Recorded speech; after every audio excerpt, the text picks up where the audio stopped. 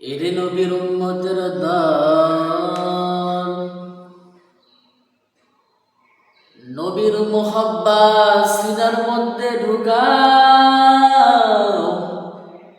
নবীর মোহাব্বত অন্তরের মধ্যে ঢুকাও। মদিনার নবী সাল্লাল্লাহু আলাইহি ওয়াসাল্লাম বলেন,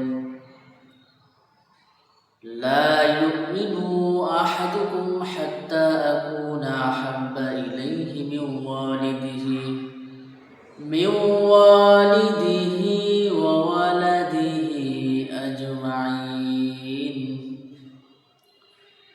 ততক্ষণ পর্যন্ত তোমরা প্রকৃত মুমিন হতে পারবা না যতক্ষণ পর্যন্ত আমি নবী তোমাদের কাছে তোমাদের পিতা মাতা স্ত্রী সন্তানের থেকে বেশি আপন না হও, মুহাব্বতের পাত্র বেশি না হও। এরে আশিক উম্মতের দল,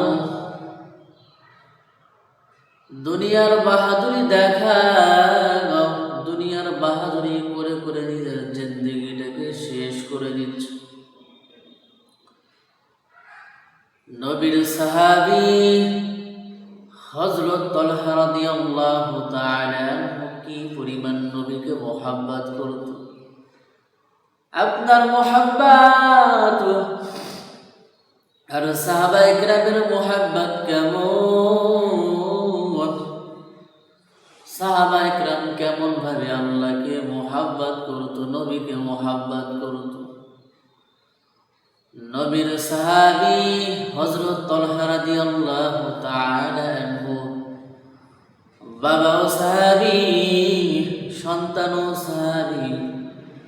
তালহা রাদিয়াল্লাহু তাআলা বাবা একবার তালহা রাদিয়াল্লাহু তাআলাকে নিয়ে গেলেন নবীর কাছে। নবীর কাছে নিয়ে গিয়ে নবীকে বলে, পয়গম্বর, আমি তো জাহান্নামের আসামি,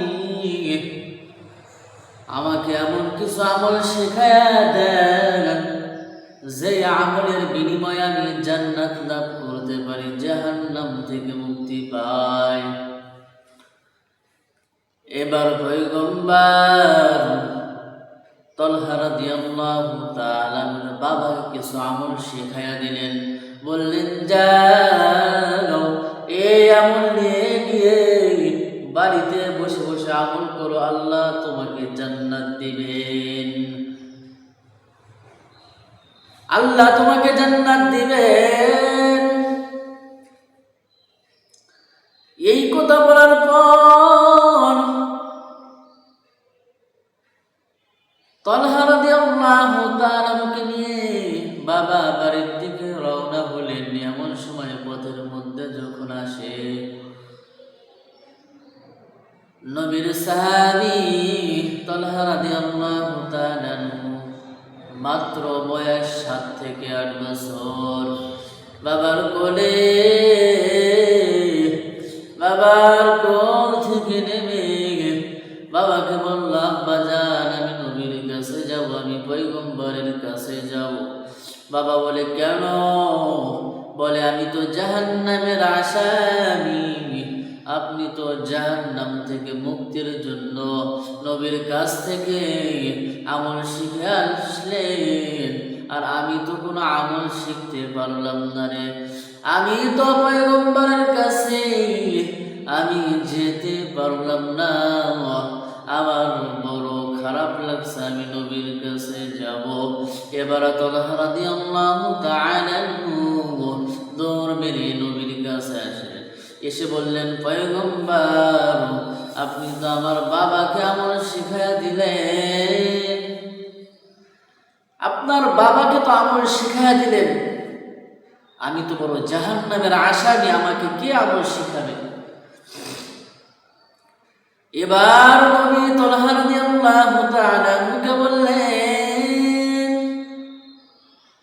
ও তালহা, তুমি তো ছোট মানুষ, তোমার আমল নামায় কোনো গুনাহ লেখা হয় না, তোমার কোনো ভয় নাই। তালহা রাদিয়াল্লাহু তাআলা বললেন, পয়গম্বর, আমার বিশ্বাস হয় না, আমিও তো জাহান্নামের আসামি। আমি আপনাকে বড় ভালোবাসি, আপনি আমাকে কিছু আমল শিখিয়ে দেন, যে আমলের বিনিময়ে আমি জান্নাত লাভ করতে পারি। এবার নবী তালহার ঈমান পরীক্ষার জন্য এবার তালহা রাদিয়াল্লাহু তাআলার হাতে একটা খঞ্জর ধরিয়ে দিলেন, বললেন, যাও যাও, এই খঞ্জর নিয়ে তুমি তোমার নিজের বাবাকে তুমি হত্যা করবা, খুন করবা। এবার তালহা রাদিয়াল্লাহু তাআলা খঞ্জর পেয়ে দৌড় মারতে শুরু করলো। এবার নবী তালহা রাদিয়াল্লাহু তাআলা ডেকে বললেন, ও তালহা, তোমার যাওয়া লাগবে না, কারণ আমি তোমার ঈমানের হালত জানতে চাইছিলাম। তোমার ঈমানের হালত বড় ভালো, আমি তোমার ঈমান পরীক্ষা করছি, তুমি উত্তীর্ণ হয়েছো। ইমামুল আউয়ালিন আল আখিরিন, বহরে সাদকা রহমাতান লিল আলামিন, সাইয়্যিদুল কাউনাইন খাতমুল মুরসালিন, আখিরাতুল বাদ ফখরুল আউয়ালিন, শুধু অজুদাস রহমাতাল লিল আলামিন, নসজিদে শুধু হামারে জমিন। এবার নবী তালহাকে ডাকলেন, ডেকে বললেন, রে তালহা, আমি এমন নবী নয় যেই নবীর কারণে একটা সন্তানের হাতে বাবা খুন হবে, এমন নবী আমি নয়। কারণ আল্লাহ আমাকে তো রহমাতাল লিল আলামিন করে সৃষ্টি করেছেন। আল্লাহ বলেন, ওয়া মা আরসালনাকা ইল্লা রাহমাতাল লিল আলামিন।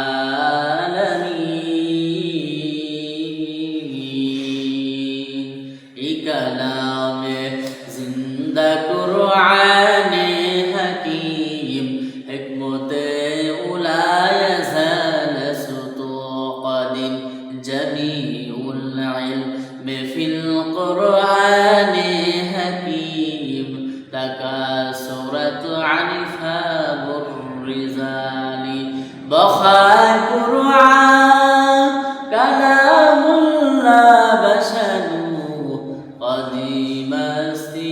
قديماستي نعينو। এবার নবী বলেন, ও তালহা, আমি এমন নবী নই যে নবী একজন সন্তানকে আদেশ করবে, যাও তুমি তোমার বাবাকে হত্যা করো। আমি তো তোমার ঈমানের হালত জানলাম, তুমি ঈমানের হালত, তোমার ঈমানের হালতটা বড় সুন্দর, বড় ভালো। ও তালহা, তুমি এবার বাড়ির দিকে রওনা দাও, বাড়িতে যাও। এই অবস্থার মধ্যে বাবাও নবীর কাছে আসলেন, বললেন, পয়গম্বর, বুঝাইলাম বুঝলো না, বারবার বুঝাইলাম, তোমার আমল নামায় কোনো গুনাহ নাই, তারপর আমার সন্তান বুঝলো না। এবার নবী তালহা রাদিয়াল্লাহু তাআলা বাবাকে বলল, ও তালহার বাবা, তালহার যদি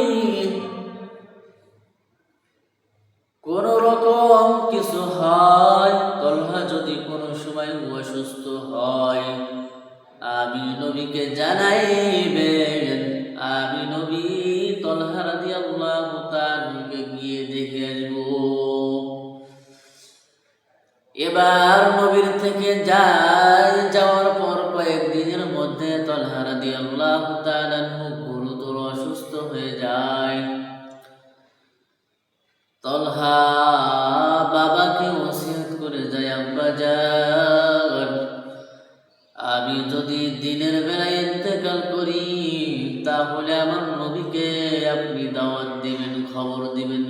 জবাব দিবে। আর যদি আমি রাত্রবেলা ইন্তেকাল করি তাহলে নবীকে জানাইবেন না, কারণ রাত্রবেলা যখন আমার নবী আমার মৃত্যুর সংবাদ শুনে আসবে, ওই কাফের বেঈমানের দলেরা ওই পাহাড়ের মুখে উঠ পেতে থাকবে আমার নবীকে হত্যা করার জন্য, আমার নবীকে খুন করার জন্য উঠ পেতে থাকবে। যদি আমার নবীর কিছু হয় তাহলে তো আমি আল্লাহর কাছে কোনো প্রকার জবাব দিতে পারবো না। কি জবাব দিব? আল্লাহর কাছে কোনো জবাব নাই। এর নবীর উম্মতের দাম, ও যুবক, নবীকে কি পরিমাণ মহব্বত করছে, অথচ তোমার আমার মধ্যে নবীর কোনো প্রকার মহব্বত নাই, ভালোবাসা নাই। নবীর মহব্বত যদি পেতে চাও তাহলে নবীকে বেশি বেশি মহব্বত করতে হবে, নবীর সুন্নাত বেশি বেশি আদায় করতে হবে। আগো নবীর উম্মতেরা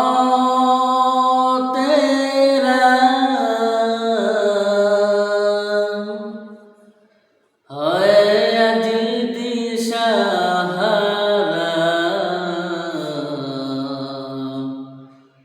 কোরআন হাদিসের চলো যখন যাহা চাই মনে, নবী বিনে কে তরাবে ফুলসিরাত মিজানে, নবী বিনে কে তরাবে ফুলসিরাত মিজানে।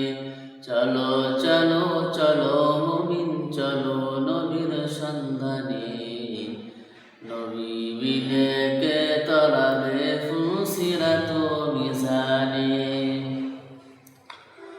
নবী আমার জীবন ভালে দিনের লাগি কষ্ট করে, তারপরেও কত বারা বারলো তাকে দুশ্মনে, নবী বিনে কে তরাবে ফুলসিরাত মিজানে, নবী বিনে কে তরাবে ফুলসিরাত মিজানে। নবী আমার জীবন ভালে দিনের লাগি কষ্ট করে,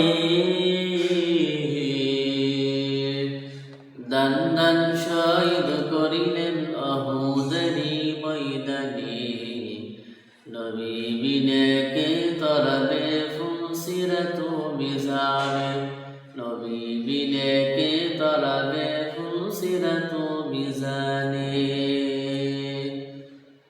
এর নবীর উম্মতের দাম,